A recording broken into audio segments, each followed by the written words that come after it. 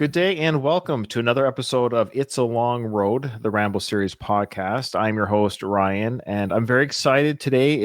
I think this is only my second official interview on this podcast channel of the Ramble franchise, my first one being with author David Morrell.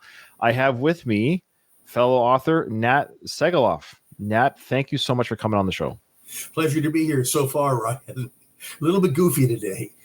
That's fine. Yeah, so far, if anytime you want to bow out, that's fine. I will release what we've said. We'll get as far as we get. No, it's a real pleasure to have you on. And boy, I'm excited to get into this. I have 1,000 questions. I'll try to be concise. I'll try not to geek out because I'm just curious, Nat, first off, how did you get into the business of writing these books on franchises like The Exorcist, of course, Rambo, which we're going to talk about, Scarface? How is it you're doing this? How do you do it?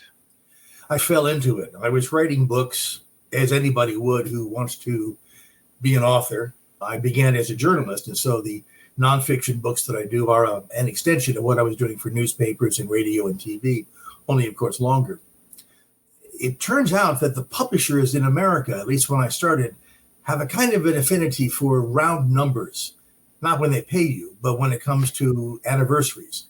The 50th anniversary of The Exorcist, the 40th anniversary of Scarface, and in this case, the 40th anniversary of First Blood Part 2, Rambo, or Rambo First Blood Part 2. That was part of the incentive, but also I have a very good agent named Lee Sobel, and he's able to speak to the publishers and find out what they're looking for, and every now and then it works out. So I half fell into it, and have redesigned myself to meet the current market.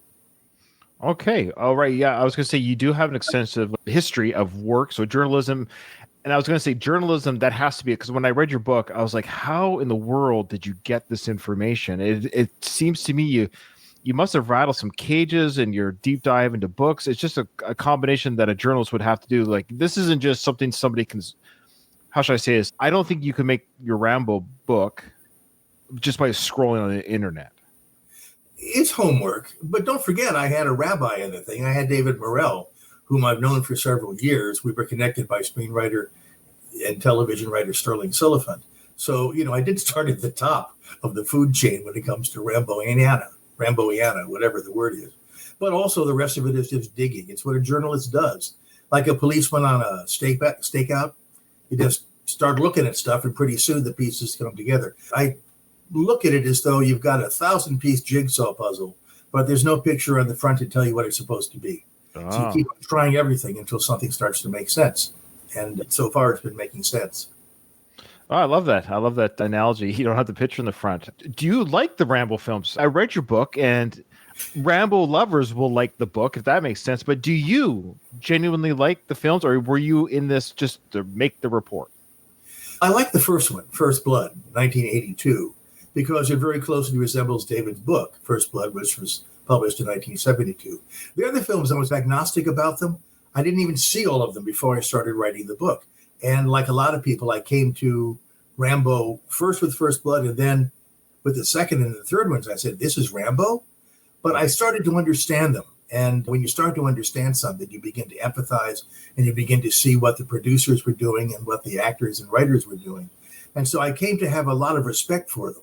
Although affection might be kind of a risky word when it comes to some of the moments in some of the films. Sure. Okay, that's fair. No, I appreciate that. I appreciate your honest answer. It's just because, as you can imagine, Nat, the people listening to this podcast are Rambo fanatics. Not that you have to cater to them.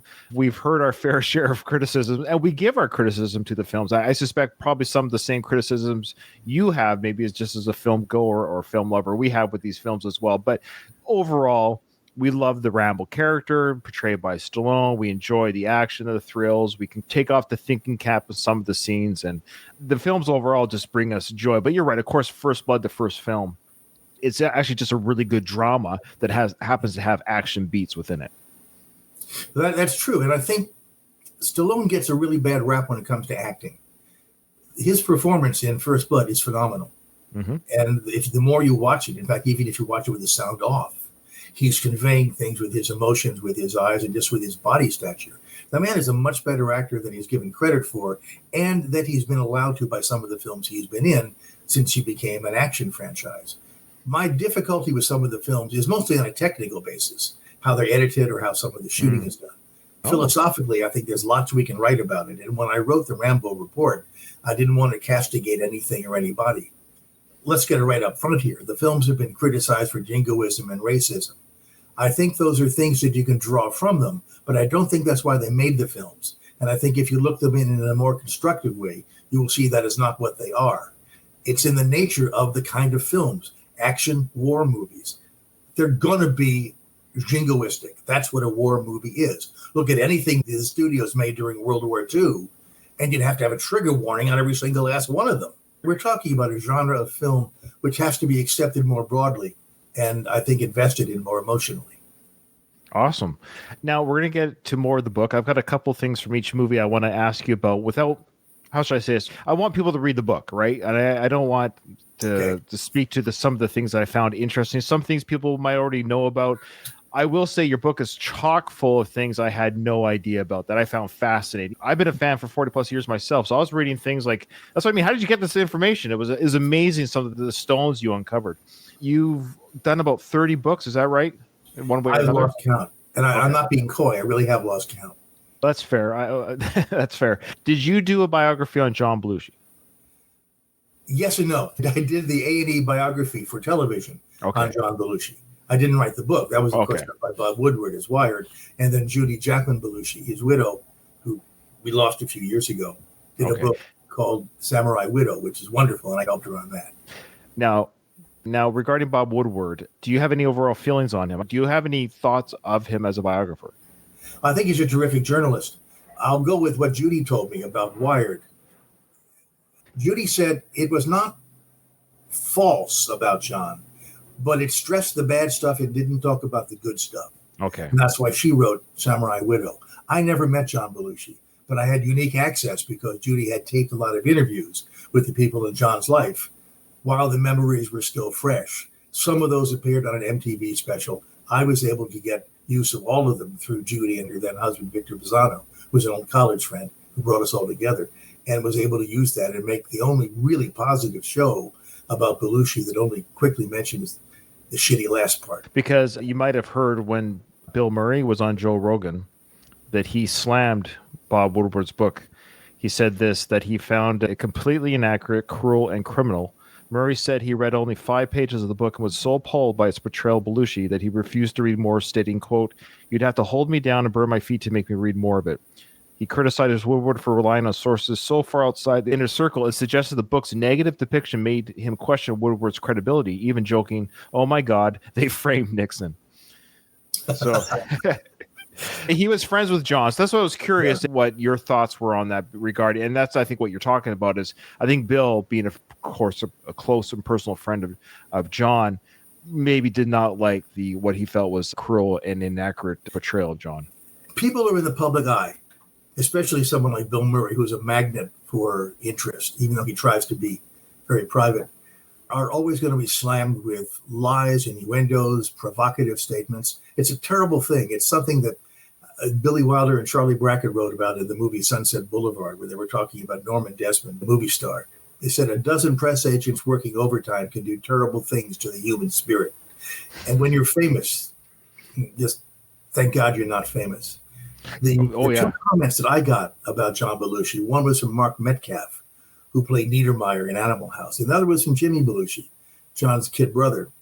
One of them said it was an accident waiting to happen. And the other referred to John's overdose as an industrial accident. That was done with great love and great feeling and great irony. I didn't know John Belushi. I knew a lot of the people in his life. All I can say is it's a damn shame. But what they do to you just to get more from you is beyond obscene. Yeah. Thank you for entertaining me on that. I just saw that you worked on a biography and it triggered my memory of that interview. Now, you also wrote the book, The Exorcist Legacy. And I will tell you, Nat, I to this day still have not seen that film. It scares me to death. And I love horror films like Friday the 13th, Halloween, I guess slasher flicks. I have a hard time with possession films and possession scenes in TV and movies. What are your feelings on The Exorcist overall? I'm just curious. I'm geeking out here a little bit. Excuse me, folks. I know this is a Ramble podcast, but I'm also a bit of a film buff myself, or nerd, I should say. So how do you make peace with The Exorcist films? Let me ask you a question first. Were you raised in the church? I was raised in a religious upbringing, but not a Catholic upbringing. Okay. There's something that can be said about people who are raised with a certain level of faith, and that is that the unknown seems to affect them more than people who are raised with, as I was, a more scientific and analytical background. I don't know what happens. I'm not saying anything. It's just the idea of possession, especially as beautifully documented in the movie The Exorcist, and as chillingly and seductively written in Bill Blatty's book, makes it sound very, very real. They hit all the bases in trying to make you understand what happened. And the fact that it was based on a supposed actual case makes it even more realistic and more visceral. There are people who to this day will not see The Exorcist, and I certainly understand that. It's not what the film is as much as what it conjures in people's dark insides and how they've been raised over the years. I'm not religious anymore. I don't subscribe to a faith. I'm agnostic, atheist, whatever. I don't know anything anymore. Put it that way. I just try to be a good person in general, but I don't subscribe to any religious philosophy.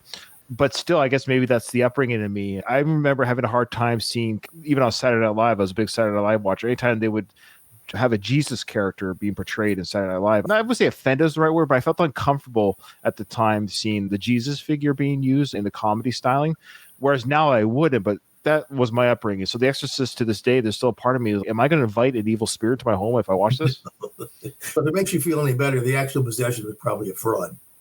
Oh, there you go. That's in the book. You did the study of this book, so I got to ask you: wasn't the film set itself cursed, or is that just an urban legend? Didn't people die? Wasn't there like story? This is what I mean. I feel like you don't hear these stories. When I read the Ramble Report, Credit wasn't possessed, Dennehy wasn't possessed. So what's going on? The Exorcist said, is that all urban legend? The programmed answer is the film took 2 years to make. If you take 200 people over the course of 2 years, statistically, something is going to happen to someone along those lines. It's easy and publicity worthy to say that The Exorcist had the whammy on it. But in fact, a lot of stuff happens to a lot of people all the time. And over the course of 2 years, something can happen, and some things did. A lot of people thought the vibes were very bad on it. Ellen Burstyn, who's a very spiritual woman and a lovely, lovely lady and a great actress, believes that the vibes were very bad on that film and that certain things happened, certain things she can't explain. I've known William Friedkin for as long as the film has been around, and he pulled some stunts, but nothing that would hurt anybody. Things happen. That's all I can say. All right. What was the famous scene about the possession? Wasn't someone like tossed around? What was that scene again? There was a scene where Linda Blair was in a strap device and pushed her back and forth in the bed. And it was a physical device that Marcel Vercoter, the designer of these effects, was in charge of. And she was being whipped back and forth. But the straps were holding her in, let go. And so what happened was, like a fly swatter, it kept on hitting her as she was going up and down. And so the screams, "Mother, make it stop," were real. And they only didn't do it 20 times till it worked out. No, but they were real. And I think Linda Blair has talked about that. Okay, and speaking of real pain on the set, see, folks, it all ties back in. Ramble, First Blood. When Sly hit that tree, here's the myth, and this was in your book. 3 different stuntmen. I feel like the middle stuntman's never named, and you didn't name him in the book. You named the first individual, and then you said 3 guys did the stunt. The one guy, I forget his name, very famous stunt Buddy guy. Joe Hooker was one of the guys who did That's right. Then you didn't name the second man, and then Sly, of course, did the last part of the fall into the tree. Do we not know the name of the second guy, or I couldn't specify. IMDb, which can be our friend where they're not being inaccurate, does list the stunt performers. Okay. But I have been unable to get really detailed files about the stunt performance on this. But yes, Stallone did hurt himself as he was dropped down because his ribs hit some of the branches that were sticking out. Not the only time it happened either. He really took a couple of wallops on that picture. This is just me as a fan of Sly. So I'm just picking a brain of yours who's a journalist and you've done your research. And one of the stories that in your book, you mentioned that Sly tells his story about why he was unable to be drafted into the Vietnam War at the time because he was of age. He could have been drafted for the Vietnam conflict. He was in a European country, apparently going to school, either dramatic acting or otherwise. But he said that he received an ear injury at a concert. And he also said, in typical Sly fashion, which I don't know sometimes about him, that he was asleep in a sound speaker or something like that. Now, there has been some, how should I say it? People have accused him of being a draft dodger. There's other rumors that maybe his face paralysis might have prevented him from being, and maybe he doesn't even like to say that. So he made up the hearing issue story. What are you? You don't have to answer. I don't want to put you on the hook here. Where is the truth in all this? What do you think it is? I didn't speak with him. Not that I didn't try, but his agents gave me different reasons for why he wasn't available, quote unquote, to me. Sure. I don't think those two explanations that I have in the book are irreconcilable. One of them is that he was in Switzerland teaching at a girls' school. That's right. And he was simply on a 2S deferment, which would happen if he was draft eligible at that point. The second one, where he had hearing damage because he fell asleep at a rock concert. And apparently he was pretty high and he passed out near the speaker. I don't think he had his head actually in the speaker, but if it was a rock concert, he was probably proximate to it and it could have damaged his hearing. But he hasn't talked about hearing loss in the years since then. I think what happens is that Sylvester Stallone is a very garrulous man, a terrific interview, I am told. Once you get him started, it's hard to get him to stop. And he's very colorful and very entertaining. And I think he believes in telling stories. I agree. He did have some criticism from some other celebrities when he was held accountable for not being in the draft. But there's so many other celebrities, including people who get elected to office, who avoided the draft. I'm not going to make a big point about any of this. No, fair enough. No, you're absolutely correct. I love Sly. We're all humans at the end of the day. Like you said, that comes with the price of fame. Our life is scrutinized a little bit more. It's a good thing I'm not famous. I'm not a perfect human. I just find it fascinating with Sly. I feel like at times he does spin a fun tale about things. I think there's a little bit of truth, but there's also, I think by naturally, he is a storyteller. Yeah. He's an entertainer and a damn good one. He delivers the goods. Yes. We're not talking about curing cancer here, okay? No. We're talking about a movie. That's just it. We should hold on to. He's not making any other claims other than just being an actor. I know. And sometimes not we as in me, but sometimes the public can be very brutal with celebrities in that we're trying to make them better than we are. And that's what I don't try to do that, meaning he without sin cast the first stone. We're all just frail, dumb humans. Some of our mistakes just happen to be publicized or on TV, unfortunately. Yeah, that's the problem. Imagine if everything you did when you were 13 years old was all over the internet. I don't know what kids do now if they get a boner in the 7th grade. I'm so glad I didn't have my smartphone back then. I would not have been smart with the smartphone when I was a teenager. Now, I got a question for you. We're going to get into some of the film stuff. Well, we talked about already with the injury with the first film, but I got to ask before I forget. I also do a Rocky podcast. Are you going to do a Rocky report? Fans want to know. A lot of people have tried to do a book on Rocky. It's been hard for other people to sell. And there's also a dispute going on between Sylvester Stallone and Irwin Winkler, who's one of the producers. I know that very well. Yes. Rights. So I don't think anybody is going to be terribly agreeable if anyone does want to do a Rocky book. I have no interest in doing a Rocky book. I've seen the movie. Thank you. But really? So are you more of a Rambo fan? So would you rather watch First Blood or the first Rocky film? I'd rather watch First Blood. Wow, and not just because I have a book out about it. Rocky is probably the most misrepresented film of that era. You know, to this day, there are still people who think that Rocky won that fight. I know. He had to win because he was Rocky. In fact, that's something that John Avildsen, who is a friend of mine who directed the film, and I kept on talking about. People actually have their own kind of wish fulfillment about Rocky because he made such a strong impression.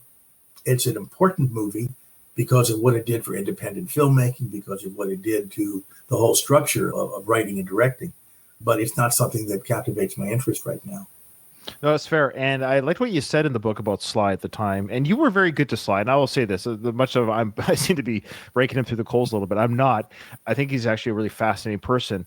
But you were very dear and kind about saying that he was mistreated by his fellow peers in the industry because he was such a kind of a go-getter. He was directing his early films and writing his early films. I don't know if you use the word jealous. Celebrity is a very competitive business, right? And so you got this young up-and-comer, good-looking guy.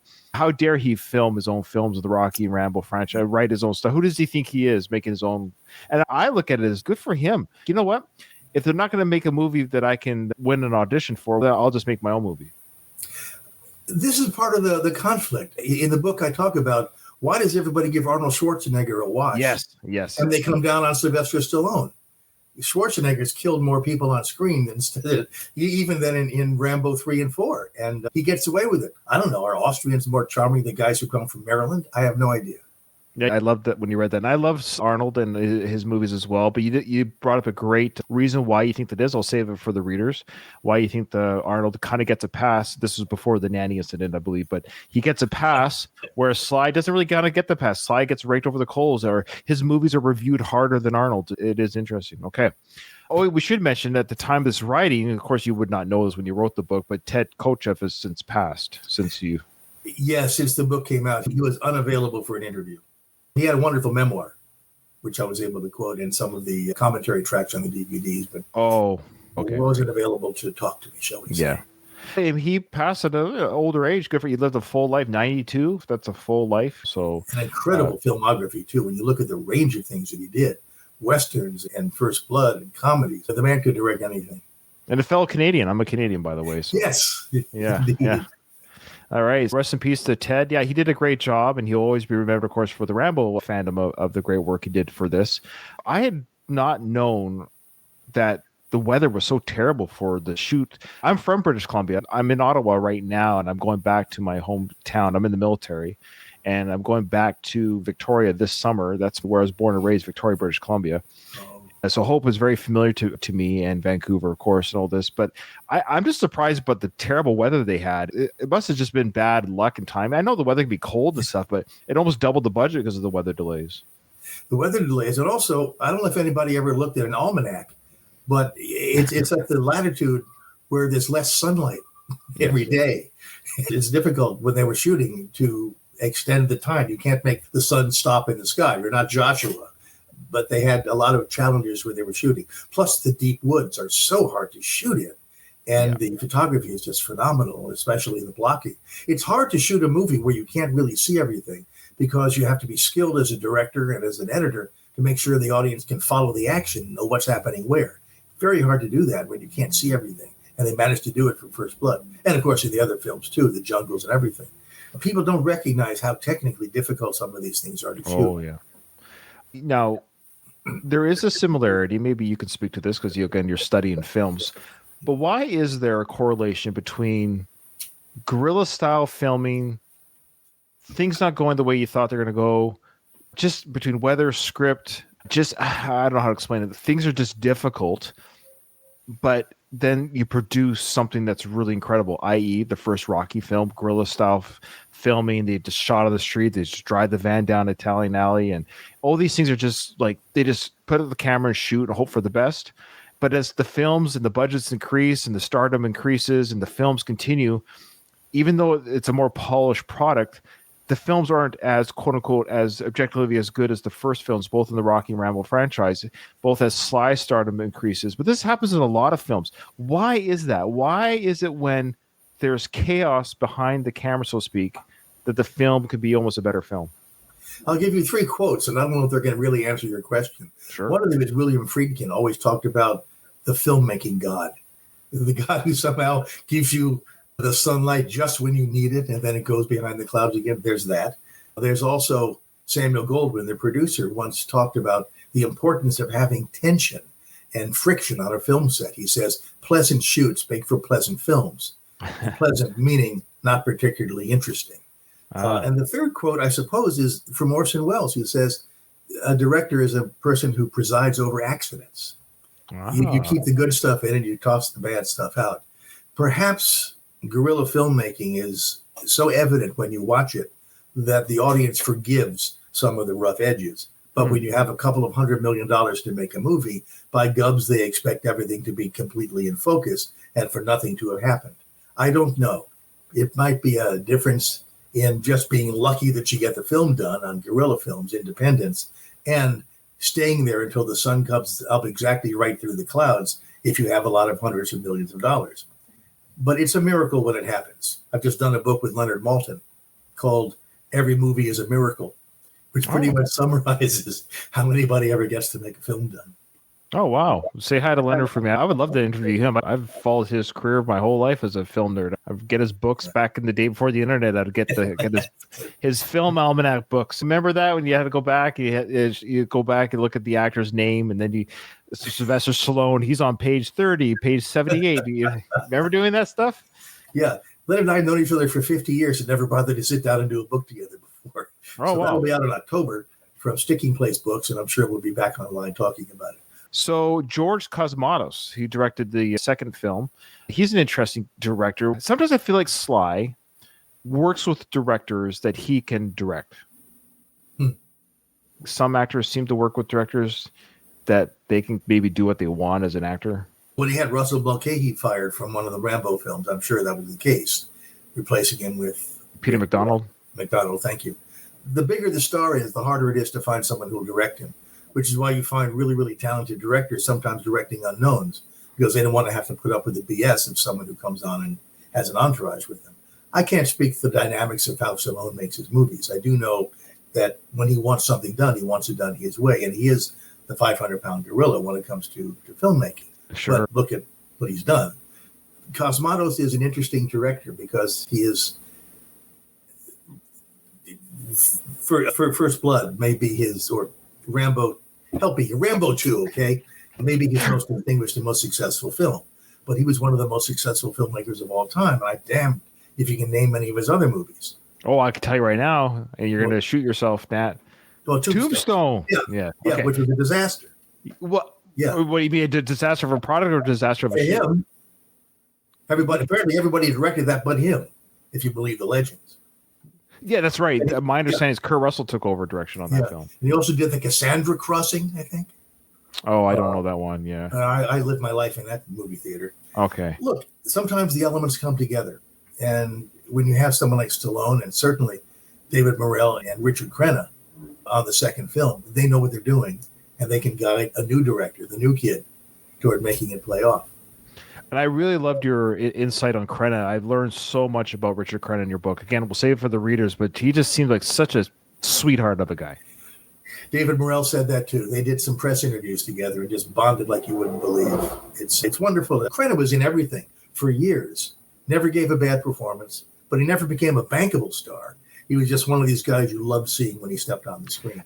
And that's really what a journeyman actor does. Yeah, journeyman actor. That's right. I know I've said this before in my podcasting days where if I was ever an actor, or I wouldn't necessarily want to be a celebrity, but I would sure love to be, hey, that guy. Oh, he's in that film, because you could still move around, go to Disneyland with your family. You might have a couple of people say, hey, I really enjoyed you when you had that character arc on CSI or whatever. You're always working without being mobbed, so to speak. That's right. The character actors are the ones who make the audience love a film. And yet the pressure of the film's success is not upon their shoulders because they're not the leads. I was on a shoot, and I was in a bus with all of the character actors who included Slim Pickens, Jack Elam, Herb Vigran, Denver Pyle, and maybe one or two others. Everybody you've ever seen in your life in a Western, okay? And we're sitting on the bus waiting for the rain to clear so we can continue the shoot. And all of a sudden, Jack Elam, the guy with the eye that goes like that? Yeah. Pulls out a wad of $1 bills and said, anybody want to play liar's poker? And I just want to let you know, if anybody like Jack Elam pulls out a wad of bills to play liar's poker, you're going to go home broke. I won't explain what it is. Google it. Okay. But these guys had the greatest stories to tell. And being practiced actors, they knew everybody and they told these great stories. Always sit, if ever possible, with the character actors. Oh, that's awesome. I love that. Now, back to Russell's firing on Rambo 3. Are you able to say what Stallone and him fought over in general? He was shooting things that weren't in the script. And those things that were in the script, he wasn't shooting them the way Stallone wanted. That's what we know. There may have been some dynamic problems as well. It's an immense amount of pressure that was on Stallone's shoulders. And I'm sure he wanted to make sure everything was done the way that he knew, because he knew the DNA of the character. Beyond that, it's only speculation. Sure. Now, Stallone, he seems to injure himself on almost every one of these films, which is a credit to just how much he puts both his body and his character into the Rambo character. He bruised his ribs again with the horseback riding. And I like that he did the horseback riding, because for us Rambo nerds, you might not be tracking this now, but for us Rambo nerds, we like that he did the horse riding in Rambo 3 because his character was from a ranch in Arizona. Yeah, so was he. He was raised on a horse farm in suburban Maryland, and his family had raised horses. He was an expert horseman. Yeah, that's why he played polo with his brother Frank, I believe, and stuff like that. Yeah. David Morrell talks about the scene where he's carrying a torch and riding on the horse, and I guess this is Rambo 3. And the wind was such, and the speed of the horse was such, that the flames were blowing back on him. And after the take was over, David looked, and Stallone burned himself with the fire. He had second to third degree burns on parts of his body, but he didn't call cut. He did the shot, and that's in the movie. Yeah, and that's what I love about Sly. He wouldn't get the stunt doubles if he didn't have to. Which now back to Rambo, that's the second Rambo film. Yeah, when that cliff jump, I mean, as a kid. As a younger viewer, I always believed it was Sly who did the cliff jump, but I think it's a stuntman, correct? That does that cliff jump with the fire at his feet. I always thought it was Sly that got pushed with the fireball. Is that an urban legend, or? I don't know. So the stuntman's near fatal fall was during the waterfall jump scene that halted production. Oh, that was okay. This is the pyrotechnics guy was checking to see whether everything had been exploded in the waterfall, and they hadn't been. See, I always thought that was Sly that got pushed off the waterfall. It burnt his feet, but I guess I should assume it would be a stunt double doing that dive, because it was pretty away shot. Like, it was a far off shot. You know how if it's a stuntman, they don't want to get too close on the actor? Yeah. Because, These are the days before face replacement. Of course, sure. Face replacement, yeah. I'd forgotten about this for the fourth Rambo film, that they did use real Karen rebels as extras. Yeah. There, why not hire them, right? Sure, yeah, of course. Now, you saw the last Rambo films, right? You did see the fourth and fifth Rambo film? I saw them when I did the book. I didn't see them when it came out. The fifth one is hard to find in a complete form. The international version, which is a bit of a discussion I've been having on one of the Facebook websites. Oh, yeah, because he did the flash flood sequence at the beginning of the film, some of the cuts, and some of them he doesn't do it. Now, I got a question that we bring up all the time. This is just opinion, so there's no wrong answer. Should Rambo, the character in the fifth film, should he have kept his long hair, or are you happy with the haircut that the character has? It had never occurred to me, being somewhat follically challenged myself, whether I should go long hair or short hair. It's arguable whether the fifth film is an actual Rambo movie. So I think he can do whatever he wants. Okay, now if he had the Rambo hair with the bandana, doesn't it just make it more of a Rambo film? To me, it's like having a Batman film without the costume. How much of it is it a Batman film if there's no costume? That's it. I don't think it's the costume. I think it's the motivation. He's an avenging angel for a specific person. He's not going into white Mexico out of the drug dealers. He's going in to try to avenge his adoptive daughter. It's more accurate, I think, to call Last Blood a Liam Neeson film that stars Sylvester Stallone. I know. That's what makes it a little bit disappointing. Now, there was talk about Hunter, the novel, about the extraterrestrial creature. The Stallone has had the rights of that book forever, and that he was dabbling with the idea of making that the fifth Rambo film, that he actually fights an alien creature.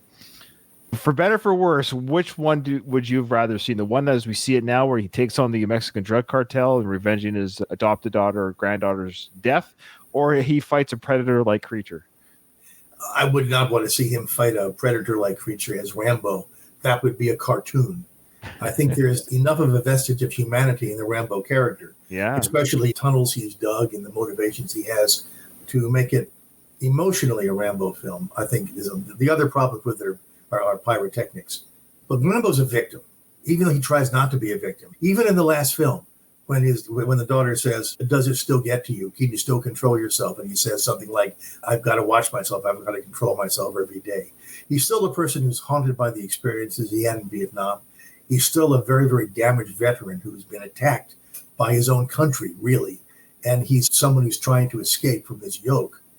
And I don't think that going with an outer space creature is going to help the meaning of the film. It certainly won't help the film's fans who have been faithful.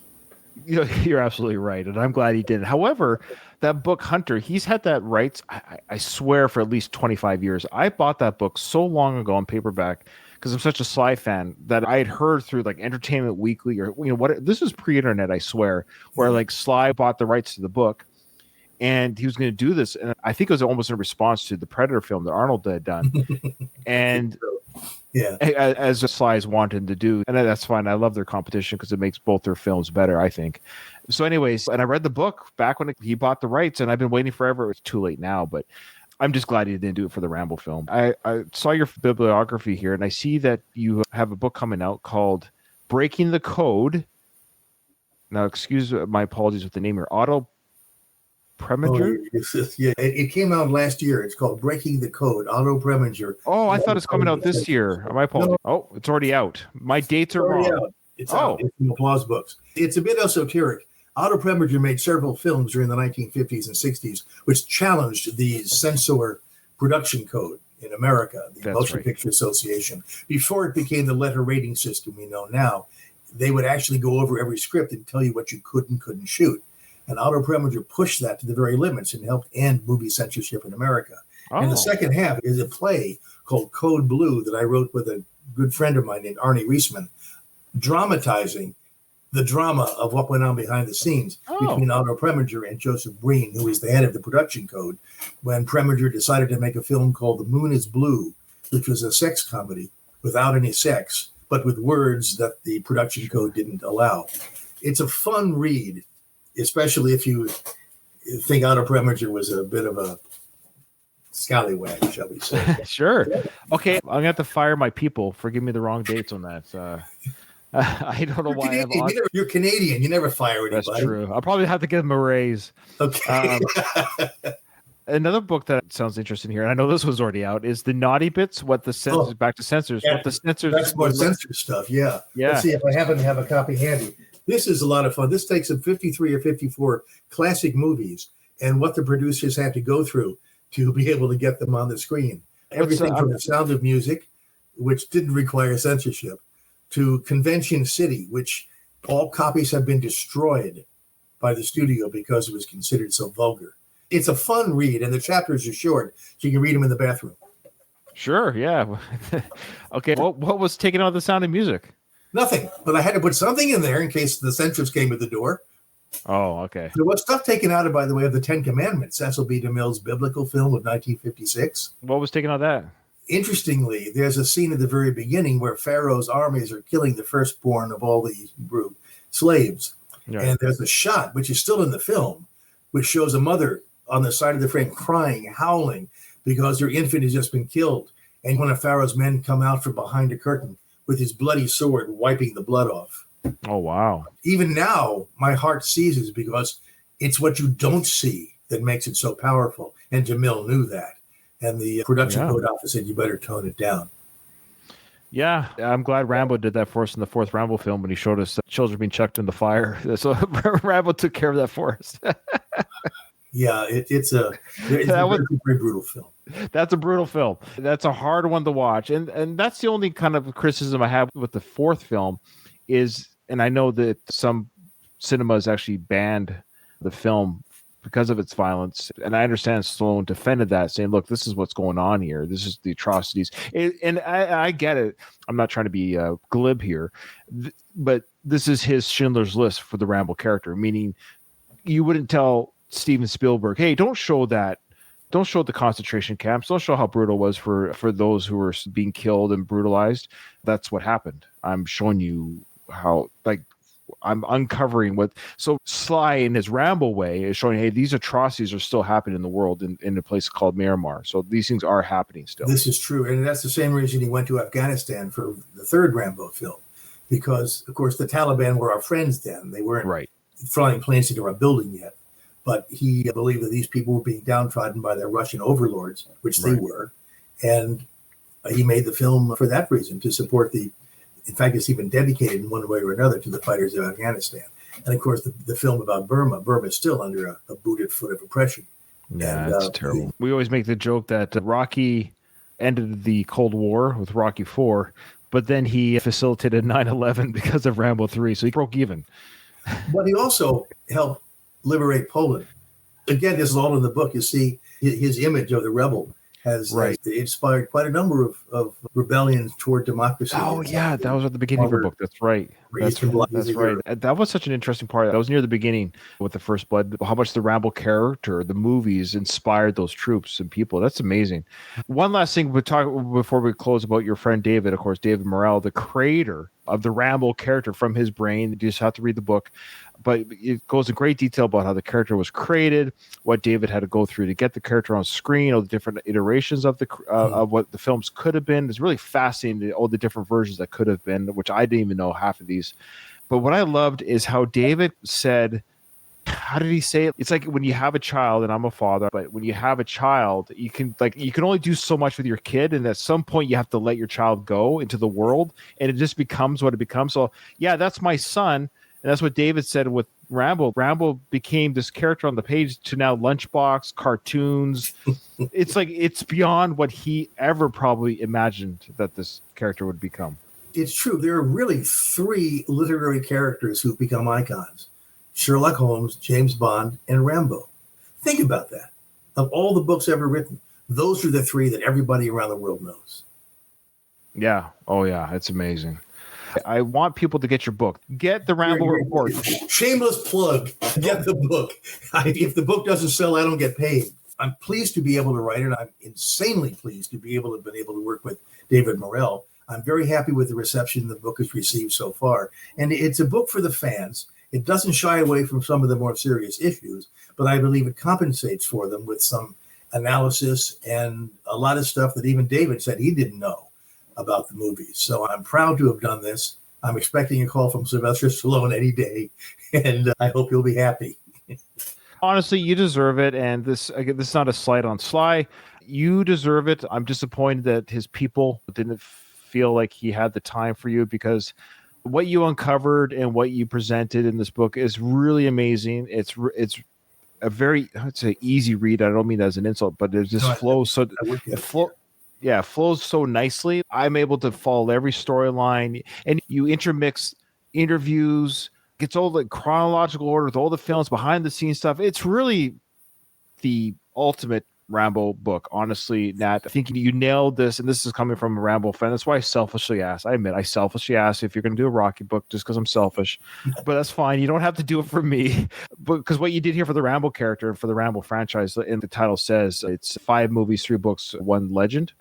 And I truly enjoy these films in general, of course, and they all have things that I love for different reasons. Of course, the first film is what it is, but I just enjoy the franchise as a whole and the character arc as a whole. And your book just brings to light things. I don't want to say too much about the book, because the joy is finding out the things that I hinted at here. I wanted to tease the audience some of the things that they would uncover, because there's things that I had no idea. And you source everything, of course. You're a journalist to a T.